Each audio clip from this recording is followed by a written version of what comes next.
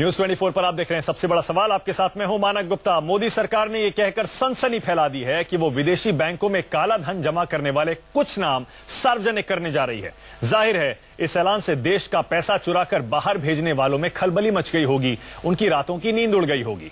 लेकिन यह आधी कहानी है। पूरा सच यह है कि मोदी सरकार सिर्फ आधा सच बताने जा रही है, यानी आधा सच छिपाने की कोशिश कर रही है। वित्त मंत्री अरुण जेटली ने कहा है कि वो करीब 136 नाम सुप्रीम कोर्ट को सौंप सकते हैं, यानी सैकड़ों नाम छिपा सकते हैं। जेटली कह रहे हैं कि जो नाम सामने आएंगे उनसे कांग्रेस को शर्मिंदगी उठानी पड़ेगी। कांग्रेस पूछ रही है चुन चुनकर कालाधन जमा करने वालों के नाम ना बताएं, एक साथ सारे चोरों के नाम आप देश के सामने रख दें, ब्लैकमेल ना करें, हम डरने वाले नहीं हैं। आपको याद ही होगा पहले मोदी सरकार ने भी सुप्रीम कोर्ट में यूपीए सरकार वाला राग अलापा कि विदेशी सरकारों से समझौतों की वजह से नाम नहीं बता सकते। इसकी हर जगह आलोचना हुई, तो अब सरकार नाम बताने को राजी दिख रही है, लेकिन अभी भी सैकड़ों नामों में से सिर्फ 136 नाम बताने को तैयार दिख रही है। इसीलिए आज का सबसे बड़ा सवाल यही है, क्या मोदी सरकार काला धन जमा करने वाले कई नाम छिपाना चाहती है? क्या काला धन जमा करने वालों में सभी पार्टियों के नाम है? इसी पर होगी बहस, लेकिन पहले देखिए ये रिपोर्ट।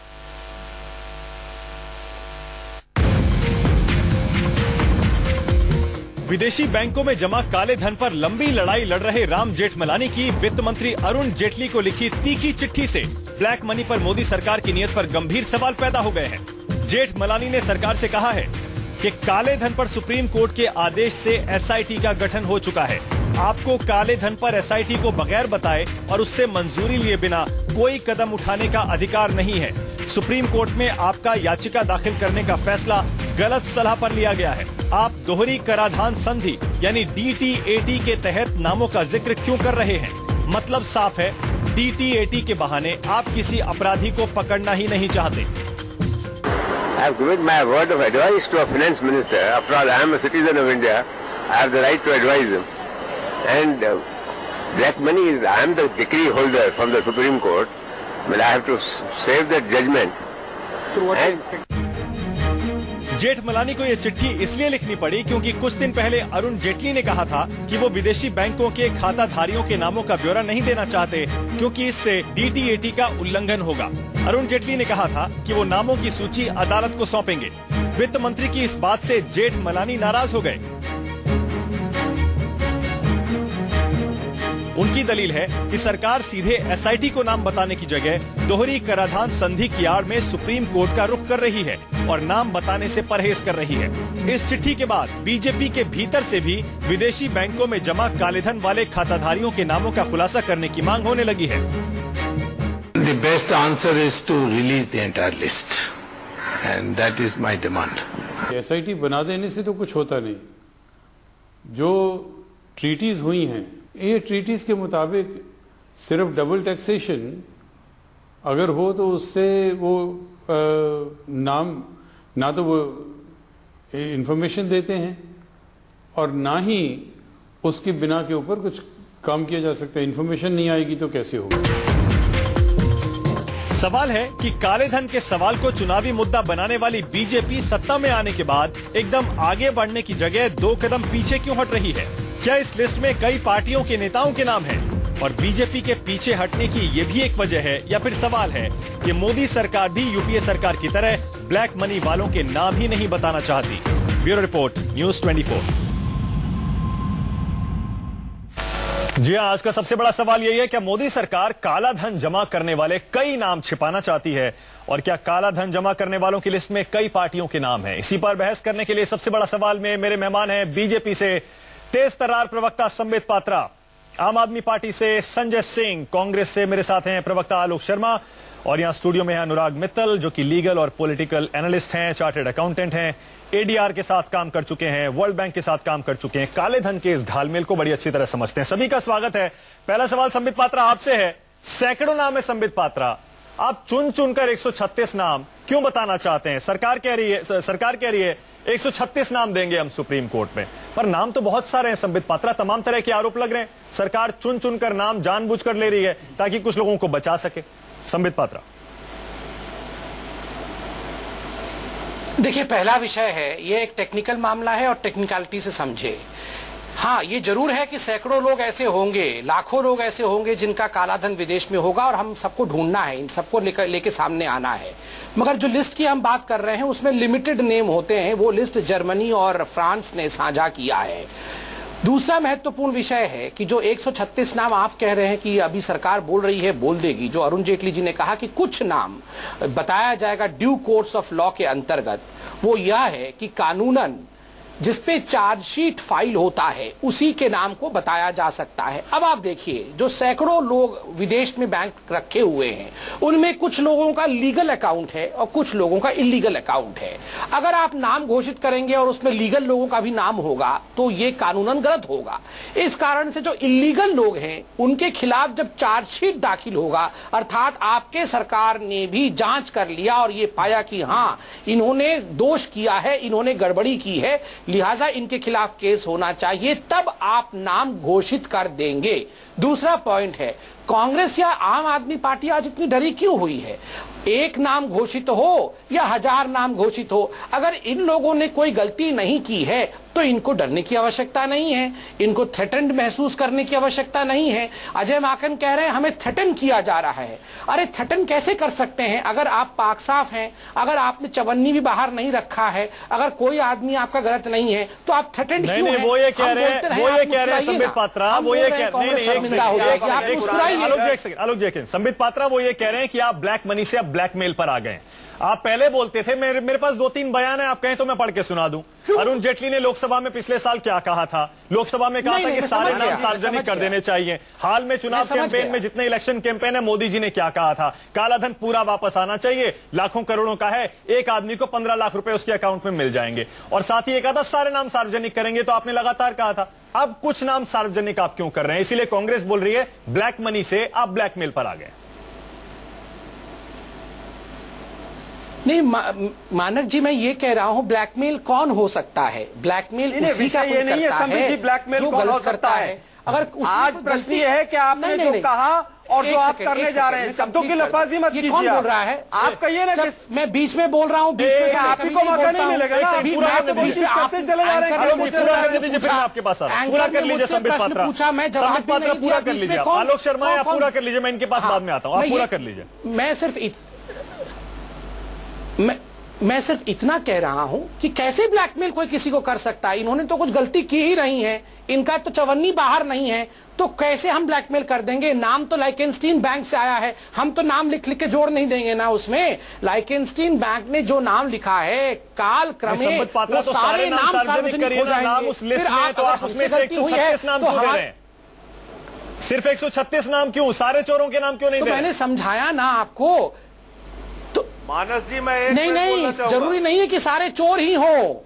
उसमें उन्होंने लीगल, जो लोग लीगल तरीके से बैंक अकाउंट खोला हुआ है उनका नाम अलग है, जो इलीगल है। ठीक है, चलिए ठीक है, संबित पात्रा आपका पॉइंट क्लियर है, लीगल है। आपका पॉइंट ये है कि सरकार को टाइम चाहिए। ठीक है, आपका पॉइंट क्लियर है। लिस्ट में कौन लीगल अकाउंट है, कौन इलीगल अकाउंट है, ये तय करने के लिए आपको टाइम चाहिए। आलोक जी, सवाल ये है, यही लिस्ट 780 के करीब नाम थे, 2011 से आपकी सरकार के पास थी, आपने तो एक भी नाम नहीं अभी तक डिस्क्लोज किया। आप 5 महीने में इनसे सवाल पूछ रहे हैं कि 136 नाम क्यों दे रहे हैं? 136 दे रहे हैं, उसे भी वेलकम करना चाहिए आपको। तो देखिए, आज कम से कम भाजपा के तमाम प्रवक्ताओं को यह तो पता चलने लगा कि यह टेक्निकल मामला है और चार्जशीट के बाद ही नाम डिस्क्लोज किए जा सकते हैं। आज इनको कानून भी समझ आने लगे हैं। इनके रविशंकर प्रसाद जी की मैं एक स्टेटमेंट 2011 की पढ़कर सुनाना चाहता हूं। The government's argument that it can reveal the names of the Supreme Court but not to the public due to double taxation is baseless. ये रविशंकर प्रसाद जी की स्टेटमेंट है। आज इनको तमाम टेक्निकलिटीज समझ आने लगी हैं। जब विषय से ध्यान भटकाना हो तो हम ये नाम दे देंगे, हम वो नाम दे देंगे। अच्छा, वो अरे भाई, आपने कहा कि 100 दिन के अंदर हम काला धन लेकर आएंगे। आप ये तो बताइए, आपको कानून का नहीं पता। अरे आलोक जी, आपने क्यों नहीं नाम सार्वजनिक किए थे? 3 साल आपके पास वो लिस्ट पड़ी रही थी 2011 से 2014 तक। वो लिस्ट आप भी तो जारी कर सकते थे ना। देखिए, अगर आप फैक्ट्स पर आएंगे, कांग्रेस पार्टी आज भी सच ही बोलना चाहेगी। वो नाम जो आए थे वो किसी बैंक ने हमें ऑथराइज वे में नहीं दिए थे, वो कहीं ना कहीं से लीक होकर नाम आए थे। और उससे क्या फर्क पड़ता है? अब सुन लीजिए ना, आप उसमें भी सुन, उससे क्या फर्क पड़ता है? उससे भी सुन। अब स्विस सरकार उन्हीं नामों को कंफर्म करने को तैयार हो गई है। स्विस बैंक उन नामों को कंफर्म या डिनाई करने को तैयार हो गए। ये काम जो अब पिछले 5 महीने में हुए, पहले भी हो सकता था। अब मैं वही कहना चाहता हूं कि स्विस बैंक ने जो भी प्रक्रिया शुरू की है वो कांग्रेस के शासनकाल में शुरू हुई थी। इन्होंने कहा कि हम तो ये उसका क्रेडिट ले रहे हैं। नहीं, मैं कह रहा हूं उसका क्रेडिट ले रहे हैं। उनको क्रेडिट लेने की आदत है। मैं जानना चाहता नहीं, एक मिनट, अब मुझे कौन कह रहा है बीच में मत बोलिए, काल में शुरू हुआ। अब बीच में मत, मैं बोल रहा हूं, आलोक शर्मा बोल रहा है, कांग्रेस का प्रवक्ता बोल रहा है, सुनने की आदत डाली आप थोड़ी सी। सूरज चांद भी कांग्रेस ने इन्होंने बनाया, 4 दिन तक पहले सुप्रीम कोर्ट में जब 800 पेज का एफिडेविट दिया, उस समय झूठ बोला कि ये एग्रीमेंट कांग्रेस के समय पे हुआ, लेकिन जब सच्चाई आई कि देवगौड़ा जी के समय पे नोटिफाई हुआ और अरुण जेटली जी 2001 में जब लॉ मिनिस्टर थे उनके समय पे रिन्यू हुआ, तो इन्होंने वो टॉपिक राग वाला अपना बंद कर दिया, अब दूसरा राग वाला अपना शुरू कर दिया। अच्छा, एक बात तो बताइए आलोक जी, 135 नाम, अरे भैया पूरे 800 के 800 नाम डिक्लेयर कीजिए ना। अरे हम तो कह रहे हैं कि सबको जेल में डालिए, वो ठीक है, चाहे कांग्रेस हो चाहे बीजेपी हो चाहे कोई भी। अरे आलोक जी, लेकिन ये बताइए कि कांग्रेस की नींद क्यों उड़ गई है? कोई नींद नहीं, 136 नामों को डिक्लेयर करने के फैसले से 800 नाम आप डिक्लेयर, इतनी बेचैनी क्यों दिख रही है कांग्रेस में? सबको जेल में डालिए। हमें बेचैनी इसलिए दिख रही है कि आपने जिस तरह से 2 वर्षों तक देश की जनता को गुमराह किया। नहीं, एक सेकंड, अभी भी एक सेकंड, काला धन, आलोक जी, ये काला धन की नहीं, काला धन रखने वालों के नामों की बात हो रही है। हम तो कह रहे हैं ना, आप नामों पर बेचैनी क्यों है आपके अंदर? कोई बेचैनी नहीं है। 136 आ रहे हैं, उसे वेलकम करिए ना आप। देखिए, मैं कह रहा हूं कि अगर मान लीजिए 1000 है, 1000 में से 136 भी आ रहे हैं, वेलकम करिए उसे। आप 136 क्यों देना चाह रहे हैं? क्यों? अच्छा, क्यों ना दे? क्योंकि वो सेलेक्टिव नाम है, उतरे तो आने दीजिए। 1000 के 1000 नाम डिस्क्लोज कीजिए। अरे 136 कांग्रेसियों के नाम है क्या? मतलब आप मान रहे हैं कि कांग्रेसियों के नाम है? 1000 अगर कांग्रेसियों के नाम है, कोई अड़चन नहीं है डिक्लेयर करने में, तो 1000 में क्यों है आपको? बताइए संबित पात्रा, सारे क्यों नहीं? और अगर संधि कांग्रेस के समय पे या किसी के भी समय पे हुई, तो आप उस संधि को तोड़ते क्यों नहीं? अच्छा, सुन लीजिए, बोलिए संबित पात्रा। संजय सिंह, 1 सेकंड में आ रहा हूं। संजय सिंह, 1 सेकंड में। शांत।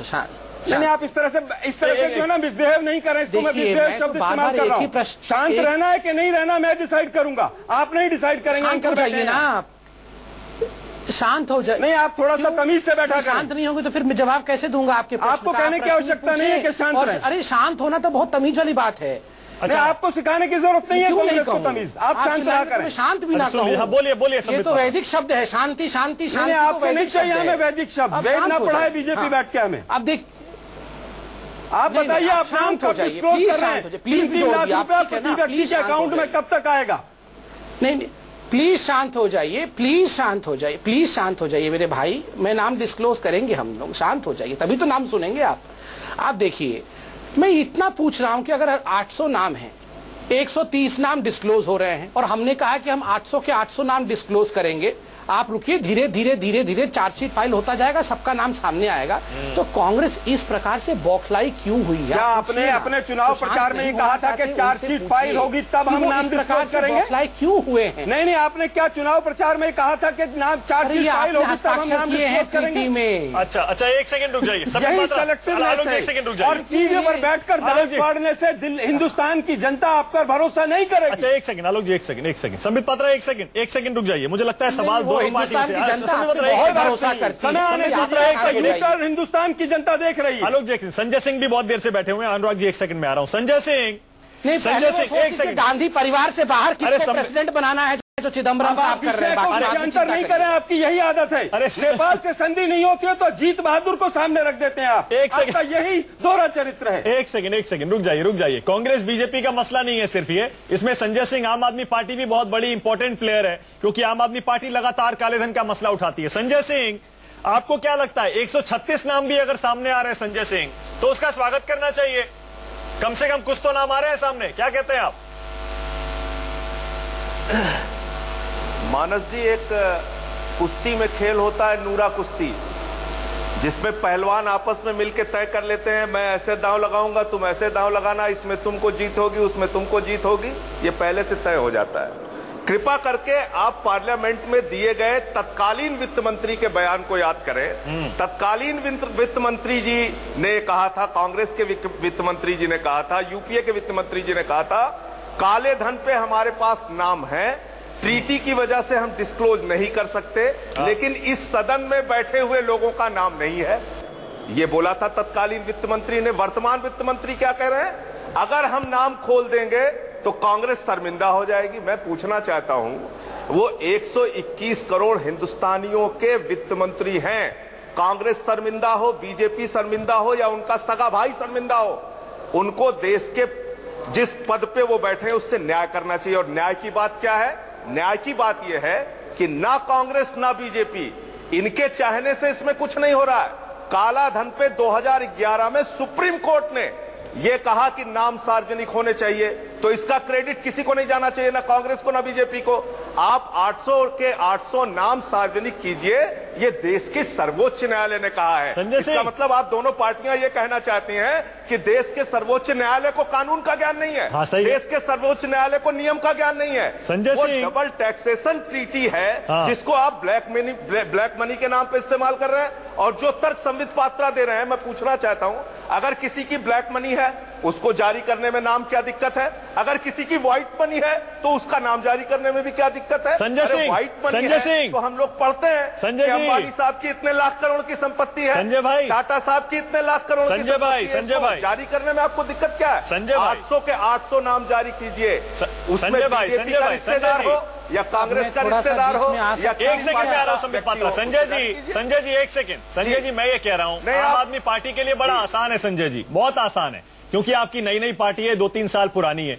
पुराने अगर कुछ कागज खुलेंगे तो ऐसा लगता है कि आपका कोई स्टेक उसमें है नहीं, इसीलिए आप इतनी ज्यादा अग्रेसिव हैं इसको लेकर। और आपका आरोप यह है कि कांग्रेस और बीजेपी नूरा कुश्ती कर रहे हैं। एक सेकंड, अनुराग मित्तल हमारे साथ हैं यहाँ पर।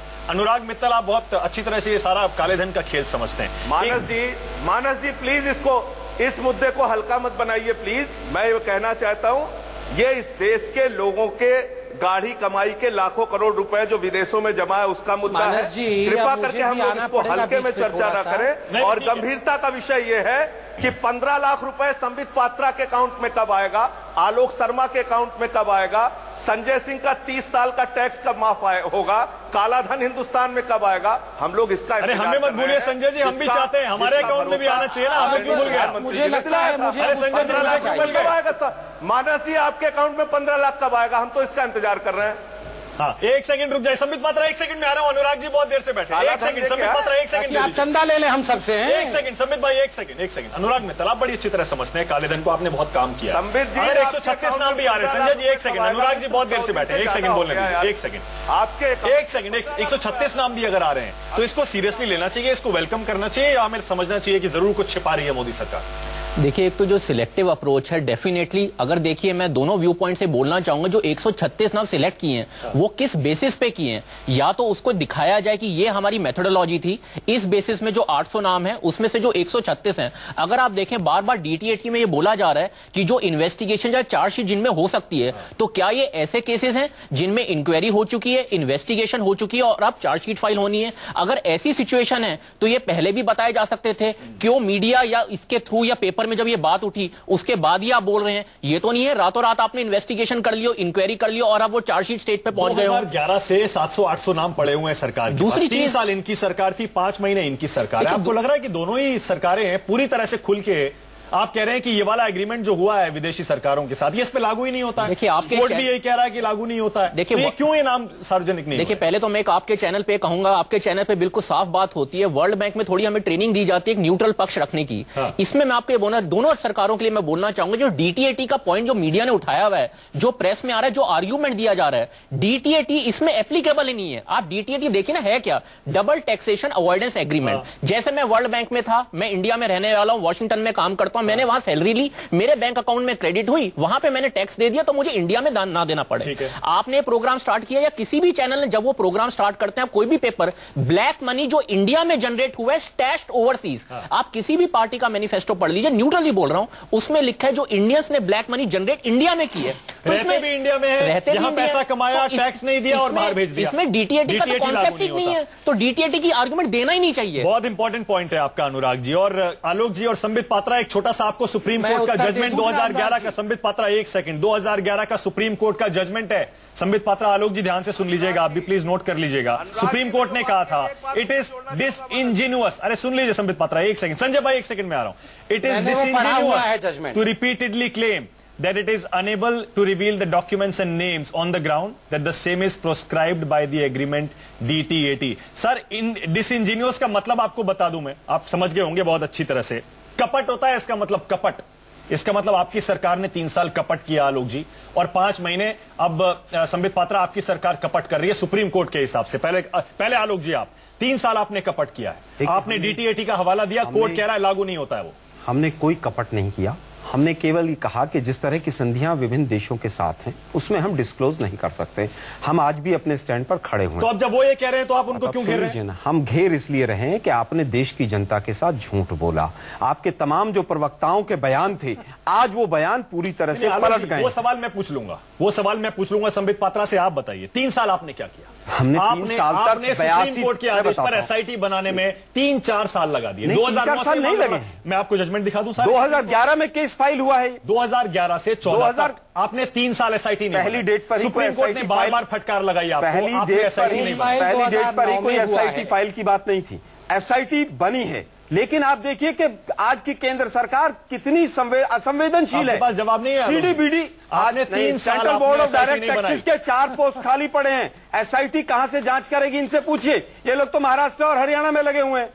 मैं केवल ये जानना चाहता हूं, जब प्रकाश जावड़ेकर जी ने 2011 में कहा द सरकार has consistently failed to bring back Indian black money, this is because the government is merely engaged in cover up. एक और बता दूं आलोक जी, एक और बता देता हूं संबित पात्रा, आप भी सुन लीजिएगा। 2011 में जब सुप्रीम कोर्ट ने यह बात कही थी ना कि ये कपट है, ये बात बोलना कपटी हैं आप, ये जब आप कह रहे हैं कि ये डीटीएटी इस पर लागू होता है काले धन के नाम उजागर करने पर, तब प्रकाश जावड़ेकर ने कहा था संबित पात्रा कि ये सरकार के मुंह पर तमाचा है। और आज आप बिल्कुल वही बात कह रहे हैं संबित पात्रा, बिल्कुल वही बात आप कह रहे हैं। अब मैं उत्तर दे दूं प्लीज, मानक आप अलाउ करें तो। बोलिए संबित पात्रा, बोलिए। देखिए मानक जी, मैं कागज के साथ बैठा हूं। आपने सही कहा कि सुप्रीम कोर्ट ने ऐसा कहा था, बिल्कुल कहा था। उसके प्रत्युत्तर में इसी साल 2014 अगस्त के महीने में इस सरकार ने, जिसके विषय में हम आज डिस्कस कर रहे हैं, उन्होंने सुप्रीम कोर्ट से 3 पॉइंट क्लैरिफिकेशन मांगा है। पॉइंट नंबर 1 जिस पे सरकार ने क्लैरिफिकेशन मांगा है, मैं अंग्रेजी में नहीं पढ़ रहा हूं, समय कम है, मैं हिंदी में उसका लब्बलुबाब बता दे रहा हूं। लब्बलुबाब यह है कि सरकार ने कहा है कि आपने कहा कि ट्रीटी को छोड़ो किनारे, नाम बता दो, मगर जब ट्रीटी साइन हुआ था 1995 में, तब आपने सरकार को नहीं रोका था ट्रीटी साइन होने से। तो हमें क्या करना है? ट्रीटी को मानना है या छोड़ देना है? Supreme court please clarify. Supreme court ने सुनवाई की और कहा कि यस, ये एक वाजिब पॉइंट है, इसलिए 28 अक्टूबर 2014 को सुप्रीम कोर्ट इस पे विवेचना करके इस विषय को स्पष्ट करेगी। सरकार एक कदम आगे बढ़ी, सुप्रीम कोर्ट में इस विषय को लेकर वार्तालाप स्थापित किया। ये नंबर 1। नंबर 2, एसआईटी के विषय में आलोक जी अभी कह रहे थे, 2009 में राम जेठमलानी ने केस दायर किया था, 11 में नहीं। जुलाई 5, 2011 में सुप्रीम कोर्ट ने एसआईटी बैठाने की बात की, अभी तक नहीं हो पाया था। मार्च 26, 2014 को सुप्रीम कोर्ट ने सेंटर से कहा, कान खींचते हुए, आखिर एसआईटी क्यों नहीं बना रही है कांग्रेस की सरकार? और जब फाइनली मोदी जी की सरकार आई, तब जाके एसआईटी का गठन हुआ। डेडलाइन थी, उसमें आपको भी बनाना था। तीसरा पॉइंट, अभी अनुराग जी पूछ रहे थे, अनुराग जी बोल रहे थे कि ब्रेक लेना पड़ेगा। एक सेकंड, संबित पात्रा, ब्रेक लेना पड़ेगा। 2 पॉइंट आपने कर दिए, तीसरा पॉइंट ब्रेक के बाद। एक सेकंड, मैं सिर्फ नहीं, सुप्रीम कोर्ट में क्या एफिडेविट दिया? छोटा सा ब्रेक लेना पड़ेगा। बहस आप देख रहे हैं गर्मा गर्म है। आम आदमी पार्टी संजय सिंह है, कह रहे हैं बीजेपी कांग्रेस नूरा कुश्ती कर रहे हैं। कांग्रेस पूछ रही है बीजेपी सारे नाम क्यों नहीं बता रही। बीजेपी कह रही है कांग्रेस इतनी बेचैन क्यों है। और अनुराग मित्तल है, वो समझा रहे हैं कि आखिर बीजेपी और कांग्रेस दोनों ही काले धन पर कैसे ना नुकर कर रहे हैं, अभी तक बचते रहे। आज का सबसे बड़ा सवाल यही है, क्या मोदी सरकार काला धन जमा करने वालों के कई नाम छिपा रही है और क्या काला धन जमा करने वालों की लिस्ट में कई पार्टियों के नाम है? इसी पर बहस करने के लिए बीजेपी से संबित पात्रा, कांग्रेस से आलोक शर्मा, आम आदमी पार्टी से संजय सिंह और अनुराग मित्तल हैं, लीगल और पॉलिटिकल एनालिस्ट, आर्थिक मामलों को भी अच्छी तरह समझते हैं। संजय सिंह ये बताइए ना, आप कह रहे हैं कि सारे नाम सार्वजनिक करने चाहिए, कांग्रेस ने भी नहीं किए, बीजेपी भी नहीं कर रही है, आपके हिसाब से किनको बचा रहे हैं ये दोनों? नहीं, निश्चित रूप से अपने चहेतों को बचाने की कोशिश कांग्रेस ने किया, अपने चहेतों को बचाने की कोशिश बीजेपी कर रही है। अगर इनकी मंशा और नीयत साफ है तो मेरा यह कहना है कि सुप्रीम कोर्ट के आदेश पर एसआईटी का गठन हो गया है।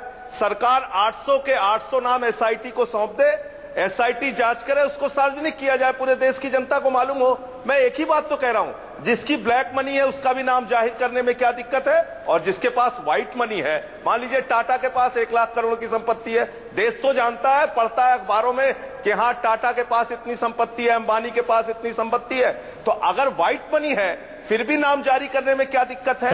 और जो बात अनुराग जी ने कहा, बहुत वैलिड पॉइंट कहा कि इस मामले में, इस पूरे मामले में जिस ट्रीटी का ये हवाला दे रहे हैं वो ट्रीटी लागू नहीं होती, और वो ट्रीटी कहीं भी एक्शन लेने में, कहीं भी ब्लैक मनी रखने वालों के नाम जाहिर करने में किसी प्रकार की कोई बाधा उत्पन्न नहीं करती। ये बात मैं नहीं कह रहा हूं, संजय जी एक सेकंड, आप और संजय सिंह नहीं कह रहे हैं, इस बात को सुप्रीम कोर्ट कह रहा है। संजय जी, वैसे मैं आपकी बात को वेलकम कर रहा हूं, क्योंकि आप भी मेरे अकाउंट में 15 लाख रुपए डलवाना चाहते हैं, मैं भी चाहता हूं, मैं वेलकम करूंगा उसको। लेकिन संजय सिंह, हाँ, आपके भी अकाउंट में 15 लाख अब तक आ जाना चाहिए था। हाँ ठीक है, मैं वेलकम कर रहा हूँ, इंतजार करूंगा। संबित पात्रा के अकाउंट में 100 दिन से ज्यादा हो गया है। हाँ नहीं, हम सब इंतजार करेंगे, बहुत अच्छा हो जाएगा हमारे लिए। लेकिन संजय सिंह, बीजेपी वाले ये कहते हैं, संजय सिंह, संबित पात्रा एक सेकंड, संबित पात्रा बस, संजय सिंह बीजेपी वाले ये कहते हैं, संजय सिंह बीजेपी वाले ये कहते हैं कि आप लोग तो गैर जिम्मेदार राजनीति के आदी हो गए हैं, किसी पर भी उठाकर आरोप लगा दिया, किसी का भी नाम सार्वजनिक कर दिया, मीडिया में आकर कुछ भी बोल दिया, इसीलिए डेफेमेशन आपके ऊपर इतने सारे केसेस हो गए। लेकिन सरकार इस तरह से बर्ताव नहीं कर सकती, बीजेपी का यह कहना है। इसलिए आप जो कह रहे हैं आपकी बात में दम नहीं है। मैं बहुत विनम्रता पूर्वक कहना चाहता हूं कि अगर हम लोग गैर जिम्मेदार लोग हैं तो हमारे ही एक गैर जिम्मेदार सदस्य की वजह से कोल ब्लॉक के आवंटन रद्द हुए पिछले कई सालों के, जो कांग्रेस ने भी किए थे, बीजेपी ने भी किए थे और देवगौड़ा की सरकार ने भी किए थे। अगर हम गैर जिम्मेदार होते तो देश में जो कोयले के और जो डेफेमेशन केसेस है उनका भी जिक्र कर दीजिए यहाँ पे, उसका क्रेडिट जो आपने अच्छा किया है उसका तो मिलेगा, लेकिन जो मानहानि के मुकदमे चल रहे हैं वो भी 1000 केसेस कर रहे हैं। हाँ। मैं कह रहा हूं 1000 केसेस करें, मानक जी। हाँ। मैं अपनी बात पूरी कर लूं। मैं कहना चाहता हूं, क्या ये कहना चाहते हैं कि सुप्रीम कोर्ट को भी लॉ की जानकारी नहीं है, सुप्रीम कोर्ट को भी संविधान की जानकारी नहीं है? ये देश का सुप्रीम कोर्ट कह रहा है कि नाम सार्वजनिक किए जाए, संजय सिंह नहीं कह रहे हैं, ठीक है, आम आदमी पार्टी नहीं कह रही है, ठीक है, और ये लोग भी अपने मन से नहीं कह रहे हैं, सुप्रीम कोर्ट कह रहा है। ठीक है, संबित पात्रा, ठीक है, संबित पात्रा, कोर्ट को तो कानून की सबसे ज्यादा जानकारी है। सुप्रीम कोर्ट जब कह रहा है कि ये DTAT लागू नहीं होता है तो वो तो मानना चाहिए। सारे नाम दे दीजिए आप सुप्रीम कोर्ट में या SIT को दे दीजिए को जानकारी, ऐसा तो नहीं हो सकता। अनुराग, एक सेकंड अनुराग जी, अब 2 पॉइंट मेरे ध्यान से सुनिए, देश वाकई जानना चाहता है, इसलिए मैं बहुत संजीदगी से उत्तर दे रहा हूं। पहला विषय है, सुप्रीम कोर्ट ने पीछे कहा था कि नाम सार्वजनिक करिए और एक बंद लिफाफे में जो पेटिशनर है उसको दीजिए, दिया गया था। 18 नाम दिए गए थे जो कि सार्वजनिक हो गए आगे चल के। कांग्रेस इस पर जर्मनी ने एक खत लिखा है इसी अगस्त 2014 में कि अगर एक सेकंड, हाँ आप ही ने दिए थे, मैं नहीं कह रहा हूं कि हमने दिए हैं। जब आपने दिए और ये नाम सार्वजनिक हो गए तो उसके पश्चात जर्मनी ने एक चिट्ठी लिखा है हिंदुस्तान को, जो इसी अगस्त के महीने में पहुंचा कि अगर आप इस प्रकार से नाम सार्वजनिक करेंगे तो आगे से हम ये बताना बंद कर देंगे कि कौन से नाम हमारे पास आपके हैं।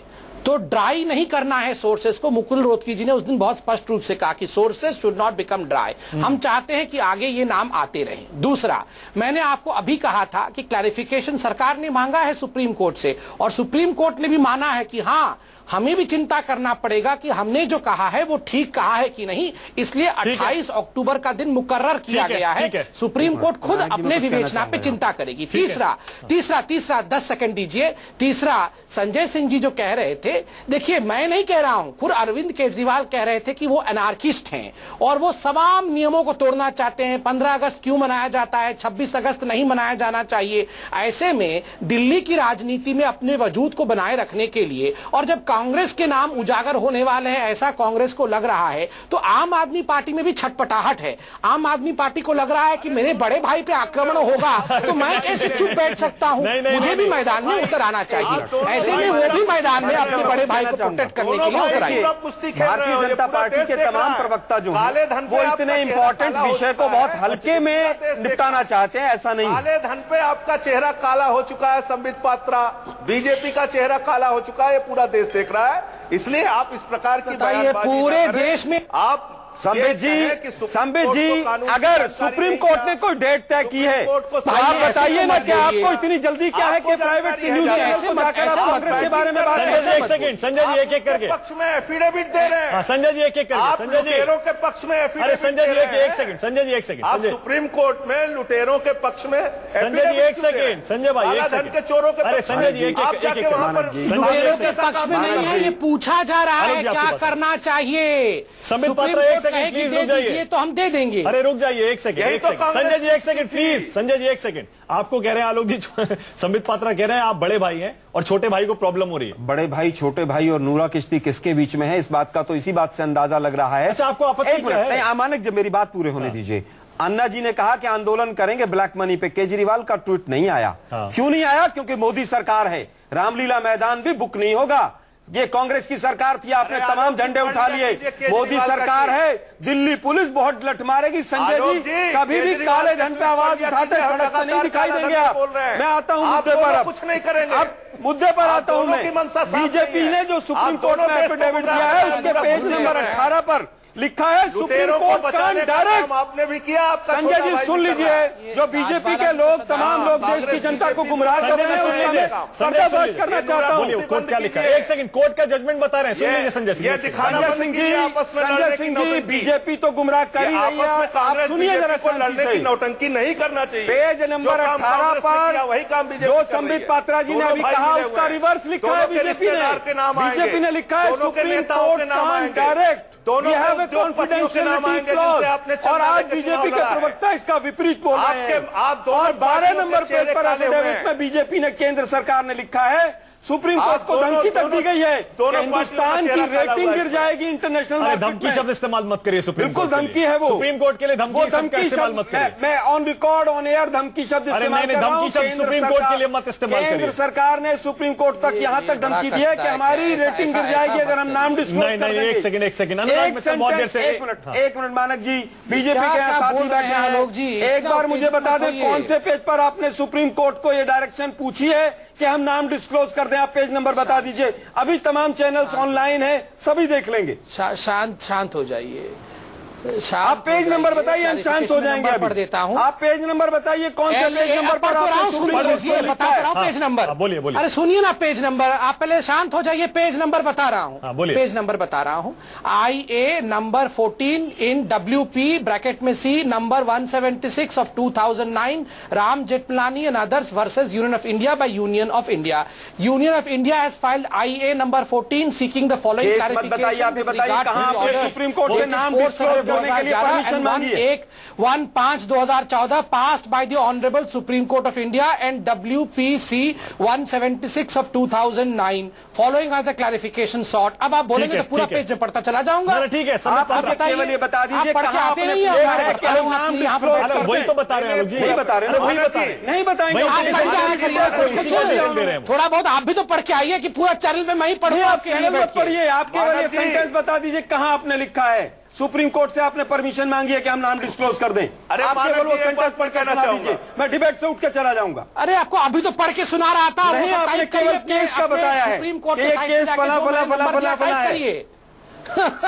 अरे नहीं, क्लैरिफिकेशन। और आपको अगर थोड़ा बहुत मानक जी, आलोक जी एक सेकंड, आलोक जी रिसर्च भाजपा से। अरे एक सेकंड आलोक जी, संबित पात्रा एक सेकंड, आलोक जी एक सेकंड। ऐसा लगता है सुप्रीम कोर्ट में क्या कहा गया है क्या नहीं कहा गया है उसे लेकर टीवी पर कोई भी आदमी झूठ नहीं बोलेगा। अगर संबित पात्रा ये कह रहे हैं सरकार ने सुप्रीम कोर्ट से परमिशन मांगी है, क्लैरिफिकेशन मांगी है, तो मांगी होगी, हम विश्वास करते हैं इस बात पर, क्योंकि सुप्रीम कोर्ट का मसला हमें पेज नंबर बता रहा हूं कहां इन्होंने परमिशन नहीं। वो एफिडेविट है, वो एफिडेविट है, वो कह रहे हैं एफिडेविट की फॉर्म में ही प्रेजेंटेशन, वो कह रहे हैं अलग से पिटीशन डाला। क्लैरिफिकेशन मांगा है बाबा, परमिशन और क्लैरिफिकेशन में फर्क होता है। संबित पात्रा एक सेकंड मान लेते हैं, कहना चाहूंगा कह रहा हूं आपने परमिशन नहीं मांगी है। अरे आलोक जी, सुप्रीम कोर्ट का मामला है, मान लेते हैं सरकार की तरफ से बोल रहे हैं बीजेपी के प्रवक्ता संबित पात्रा, मान लेते हैं क्योंकि सुप्रीम कोर्ट ने परमिशन नहीं मांगी, क्लैरिफिकेशन मांगा है, क्लैरिफिकेशन मांगा। ठीक है अनुराग मित्तल, आपको लगता है वाकई सरकार की तरफ से ये स्टेप सही है कि पूरी की पूरी गेंद सुप्रीम कोर्ट के पाले में डाल दो? भाई आप ही बताइए, ट्रीटी लागू होती है नहीं होती है, आगे क्या करना है? ये भी ठीक है, इसमें क्या गलत है? देखिए मैंने आपको जो शुरू में भी बोला, पहली चीज तो ये डीटीएटी इसमें एप्लीकेबल नहीं है। जो दोनों पार्टियां एग्री कर रही है 1995 या 96 जो भी है, मैं उसमें नहीं जा रहा, लेकिन यहां पे बड़ी एक विडंबना है जो सुप्रीम कोर्ट के ऊपर बात डाली जा रही है। यहां पे UNCAC, United Nations Convention against Corruption, जो 2001 के बाद एक संधि की थी। दूसरी चीज है यहां पे prevention of money laundering act PMLA, जिसके लिए मिनिस्ट्री ऑफ फाइनेंस में फाइनेंशियल एक्शन टास्क फोर्स है। ये दोनों एक्ट हैं। दुख की बात यह है डीटीएटी की हम वो ले रहे हैं कवर अप, लेकिन ये दो एक्ट हैं, ये संधि है जो इंटरनेशनल संधि है जिसको रेटिफाई किया हुआ है। और 2001 में अमेरिका में जब बॉम्बिंग हुई थी उसके बाद ये वर्ल्ड वाइड इसको रेटिफाई किया गया था। इसको क्यों नहीं डिफेंस बना के आप डिस्क्लोज करते? अच्छा। दूसरी चीज है सुप्रीम कोर्ट में भी थोड़ी जुडिशियल एक्टिविज्म की जरूरत है। 2009 की पिटीशन है, आज 2014 हो चुका है। क्यों नहीं हम जैसे और केसेस में डेली हियरिंग रखते हैं, मंथली हियरिंग रखते हैं, लंबी लंबी डेट्स मिलती हैं। Transparency in the proceeding should be there. जैसे एक पर्टिकुलर पार्टी से बोला जा रहा है 136 नाम के लिए, हाँ। क्यों नहीं प्रोसीडिंग्स को टेलीवाइज किया जाता? ट्रांसपेरेंसी जैसे फॉरेन में सेनेट कमेटी की हियरिंग्स होती हैं, टेलीवाइज होती हैं। तो मेरा यह है यूएनसीएसी के बारे में क्यों नहीं बोला जाता? अच्छा, आपको लगता है कि prevention of money laundering act. एक चीज और मैं कहना चाहूंगा, अगर आपका बैंक अकाउंट है, जैसे मैं बहुत कॉर्पोरेट हाउसेस को जानता हूं, बड़ी बड़ी डोनेशंस करते हैं, तब वो बड़ा अपना उसको विजुअलाइज करते हैं, विजुअलाइज करते हैं टीवी के थ्रू। आपको बैंक अकाउंट में अपना नाम बताने में क्या हर्ज है? जैसे मैंने आपको प्रोग्राम के शुरू में बताया, मेरा अकाउंट है वॉशिंगटन डीसी बैंक अकाउंट, वहां पे बैंक ऑफ अमेरिका में, क्योंकि मेरा सैलरी है, जिसको जाकर देखना देख ले। इसी तरीके से अगर आपका नाम सार्वजनिक होता है, अगर आपने कोई चीज गलत नहीं की तो बताने में दिक्कत क्या है? और यूएनसीएसी चार्टर के अंदर, prevention of money laundering act के अंदर आपके पास पूरी पावर्स है ये चीज डिस्क्लोज करने। यानी सवाल वहीं के वहीं खड़े हुए हैं कि आखिर सरकार सारे के सारे नाम क्यों नहीं बताती? दरअसल वित्त मंत्री अरुण जेटली ने कह दिया है कि 136 नाम ऐसे वो सार्वजनिक कर सकते हैं, कोर्ट में रख सकते हैं सुप्रीम कोर्ट में, जिन्होंने काला धन विदेशी बैंकों में जमा कर रखा है। कांग्रेस पूछ रही है सारे के सारे क्यों नहीं? इसीलिए सबसे बड़ा सवाल यह है, क्या मोदी सरकार किसी को बचाने की कोशिश कर रही है? संबित पात्रा बीजेपी से हमारे साथ हैं, आम आदमी पार्टी से संजय सिंह है, आलोक शर्मा और अनुराग मित्तल। संबित पात्रा, जो 136 नाम सार्वजनिक करने की तैयारी हो रही है कोर्ट में देने की, बड़ी जल्दी जांच कर ली आपने इन 136 के खिलाफ 5 महीने में, बाकियों के खिलाफ नहीं हुई, आरोप यह लग रहा है संबित पात्रा। देखिए, ये बड़ी विडंबना की बात है। अभी सब लोग कह रहे थे कि 800 नाम पूरे हो जाने चाहिए, अर्थात 800 लोगों के खिलाफ जांच 5 महीनों में कंप्लीट हो जानी चाहिए। जब 136 लोगों के ऊपर जांच कंप्लीट हो गया तो आप कह रहे हैं अच्छा ये बड़ी जल्दी जल्दी आपने जांच कर ली है। तो पहले जो मेरे एस्टीम्ड कॉलीग्स हैं पैनल में, वो तय कर ले कि जल्दी जल्दी काम होना चाहिए या देर देर से काम होना चाहिए। ठीक है, आपका पॉइंट क्लियर है संबित पात्रा। टाइम बिल्कुल नहीं है मेरे पास, आलोक जी को थोड़ा टाइम दे रहा हूं। टाइम बिल्कुल खत्म है, आपका पॉइंट क्लियर है। वो ये कह रहे हैं आप वेलकम करिए। 136 नामों के खिलाफ कौन सी चार्जशीट हुई, ये फाइल हुई है? बीजेपी के हमारे साथी बता दें। पहला सवाल कोर्ट में बता देंगे ना, वो नहीं कोर्ट में बता देंगे। जब नाम मीडिया में आके दे रहे हैं तो चार्जशीट भी फाइल नाम कहां दिए मीडिया में? नहीं, वो देंगे भी नहीं, वो केवल इशू को डाइवर्ट करना चाह रहे हैं। डिबेट्स में भी हंसकर केवल वो इशू को डाइवर्ट करना चाहते हैं। आपका जो मेन क्वेश्चन था उसका जवाब नहीं दिया। मैं इनसे 3 सवाल पूछना चाहता हूं।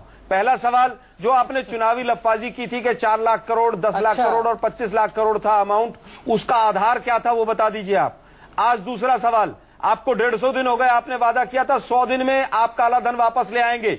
बाबा रामदेव ने तो वाघा बॉर्डर पर ट्रक भी लगा दिए थे। दूसरा सवाल, मैं ये जानना चाहता हूं आपसे, राहुल गांधी से पूछ लेते तो आज कांग्रेस की ये हालत। क्या आप 150 दिन में आज देश की क्या आप देश की जनता को 150 दिन के बाद संबित जी ये बता सकते हैं कि कितना अमाउंट ब्लैक मनी बाहर है? क्या ऑफिशियली कोई आपके वित्त मंत्री को फिगर दे सकते हैं? देश को लूटने के बाद आपने केवल और केवल देश के सामने झूठ बोला। मैं 2011 का 1 फरवरी का मोदी जी का एक स्टेटमेंट पढ़ के सुनाता हूं। उन्होंने लिखा है, why is the money laundering act not being used to trace out the black money. आज सारे एक्ट कहां चले गए? आपके सारी ताकत आपके पास है। 150 दिन में आप ये भी नहीं बता पाए कि ब्लैक मनी का फिगर क्या है। ठीक है, आपने देश को झूठ बोला, गुमराह किया। संबित पात्रा बता दीजिए, हम भी 15 लाख रुपए का इंतजार कर रहे हैं। संजय सिंह ने एकदम ललचा दिया है हमें, बोले कि मुझसे डायरेक्टली पूछ लिया कि कब आएंगे आपके पैसे मानक जी। तो मैं तो सोच रहा हूं कब आएंगे। संबित पात्रा जल्दी से लाइए, कुछ करेंगे हम। अरे ये इन्हीं लोगों ने कहा था, इन्होंने दावा। आप भी इनका साथ दे रहे थे जब रामलीला ग्राउंड में बैठे थे, आरएसएस आपकी मदद कर रही थी। आप इनकी बी टीम थे संजय जी। अरे आज आप भूल गए, आज सड़कों पर नहीं उतरेंगे आप। देश के आप केवल कांग्रेस को बदनाम कर रहे हैं। अरे एक सेकंड सर, मुझे पता है। दोनों की पार्टी। अरे आलोक जी जी को बैठाइए वहां पर। आलोक जी एक सेकंड, अरे सर मुझे पता है, अरे मुझे पता है कि दिल्ली में चुनाव आने वाले हैं, ऐसा लग रहा है दिल्ली में चुनाव आने वाले हैं। संजय जी, नौटंकी मत कीजिए, बीजेपी कांग्रेस आम आदमी पार्टी एक मंच पर आ जाए तो ऐसा लगता है बिल्कुल के बस चुनाव होने वाले, बिल्कुल ऐसा लगता है, आरोप प्रत्यारोप शुरू हो जाते हैं। लेकिन बहुत बहुत शुक्रिया संजय जी, बहुत बहुत शुक्रिया, बहुत बहुत शुक्रिया संबित पात्रा स्टूडियो में आने के लिए, बहुत बहुत शुक्रिया आलोक जी। अनुराग जी, आपने बहुत अच्छे से समझा दिया कि किस तरह से डीटीएटी लागू ही नहीं होता है और सरकार चाहे कांग्रेस हो या बीजेपी कालाधन वापस लाने और नाम उजागर करने में अगर सीरियस होती तो शायद कर सकती थी। खैर एनीवे, हम इंतजार करते रहेंगे उन 15 लाख रुपयों का जो मोदी जी ने वादा किया था।